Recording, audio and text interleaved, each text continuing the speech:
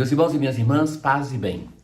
Nós continuamos na liturgia de hoje a perscrutar a palavra de Deus a partir do profeta Oséias.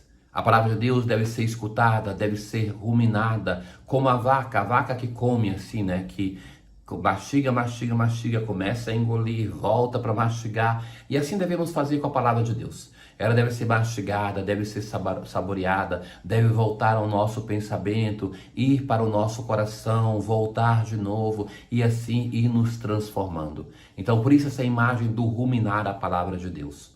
Oséias é um profeta que é interessante pela dimensão, nós já percebemos isso, da ternura, do amor que ele manifesta. Nós vamos ver textos assim que são de uma força, de uma beleza que chama muito a atenção. Deus chama pessoas diferentes, né? Por exemplo, pensa a dureza, a força de Amós, o profeta vaqueiro, e agora pensamos nessa ternura, nessa paixão de que Oséias demonstra como sinal da paixão do amor de Deus.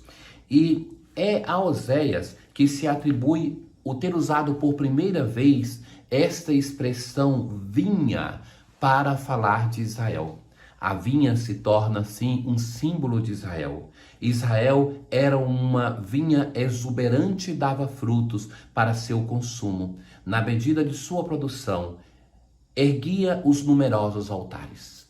Então, quanto mais graça recebia esta vinha do Senhor, mais elevava altares e embelezava seus ídolos. Se corrompia, assim como no início do livro é usada a expressão que ia aos seus amantes a Baal, deixando o seu marido. Então, assim que Israel retribuía tudo aquilo que Deus lhe fazia.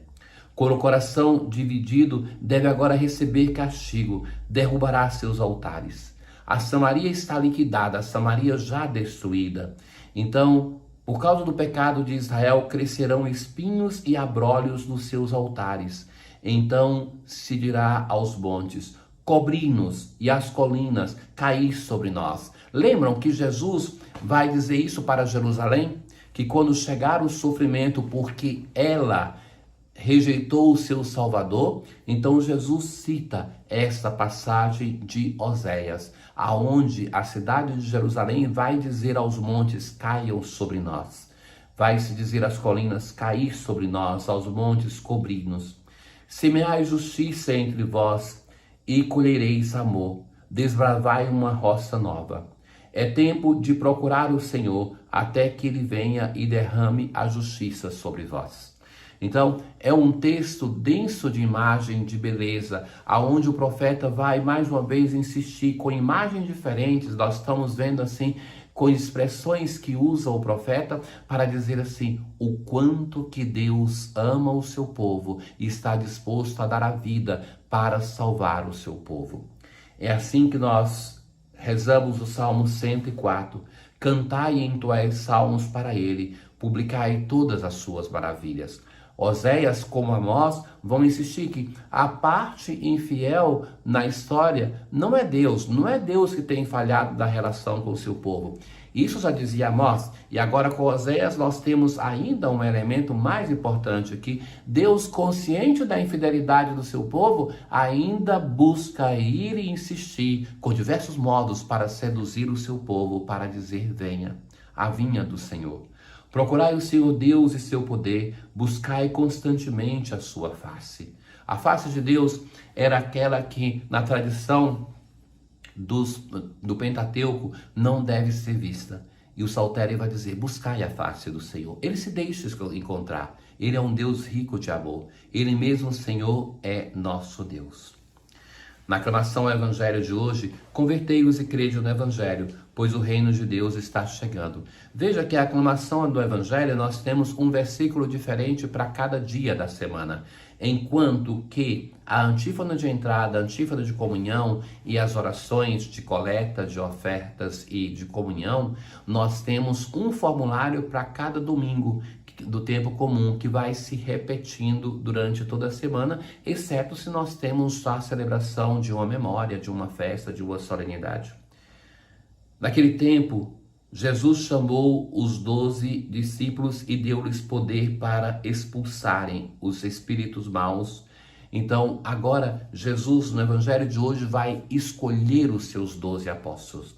E começa, então, um longo discurso de missão, um longo discurso no qual o Senhor vai preparar os seus discípulos daquele tempo e de hoje para anunciarem o reino de Deus. Vai dar poder para eles para expulsarem os espíritos maus, para curarem todo tipo de doença e enfermidade. Esses são os nomes dos 12 apóstolos. E vejam que sempre o primeiro a ser citado neste elenco é Simão, chamado Pedro, e André, seu irmão. Então, depois vem o elenco de todos eles, pessoas concretas, pessoas na sua fragilidade, na sua juventude. Os apóstolos, quando chamados, parecem que somente Pedro e Tiago, maior, que tem mais idade, mas são jovenzinhos. Lembra-se que em Israel, com 12 anos, um menino começava a ser adulto. Aquele episódio que acontece com Jesus quando se perde ali na caravana, se distancia dos seus pais, José e Maria começam a voltar e pensam cada um que Jesus está com o outro. Então, por 3 dias estão distantes de Jesus. Aquela idade assinala a maioridade de um menino em Israel. Então, a partir desse momento, se tomava decisões na vida. O que nós temos parece estranho para nós, porque a maturação, ela vem sendo sempre mais tardia em meio à humanidade.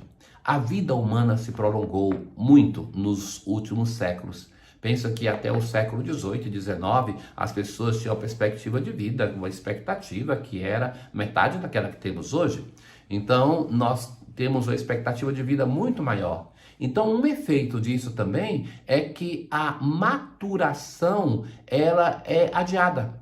Então, nós temos uma adolescência que é prolongada, uma juventude que não acaba. Então, nós temos pessoas que envelhecem em idade, mas estão ali imaturas, sempre sendo cuidado pelo pai e pela mãe, que protege o filho para que não amadureça, e o filho também encontra uma boa solução de não maturidade.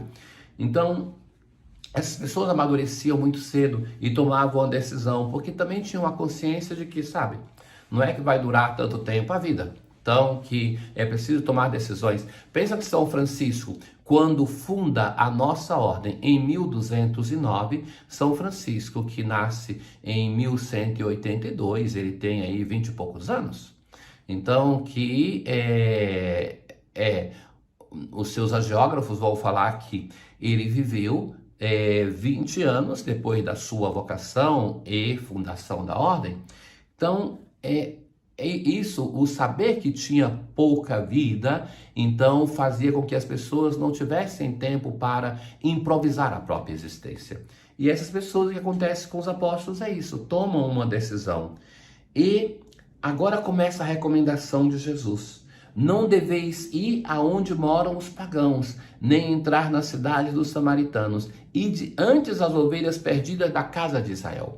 Jesus também vai, porque ele transmite aos apóstolos aquilo que é a sua prática missionária. Jesus também vai anunciar na primeira parte do Evangelho, o Evangelho, sobretudo, a boa nova para os da casa de Israel, para as ovelhas perdidas da casa de Israel. Então Jesus tem essa consciência que o Evangelho, que ele é Messias para eles. Ao longo do Evangelho, alguns pagãos vão fazer Jesus repensar este conceito. Em todo caminho anunciai, o reino de Deus está próximo. Sim, o reino de Deus não se realiza totalmente nas nossas estruturas que são transitórias e de pecado, mas nós temos uma certeza de fé. Ele já começou.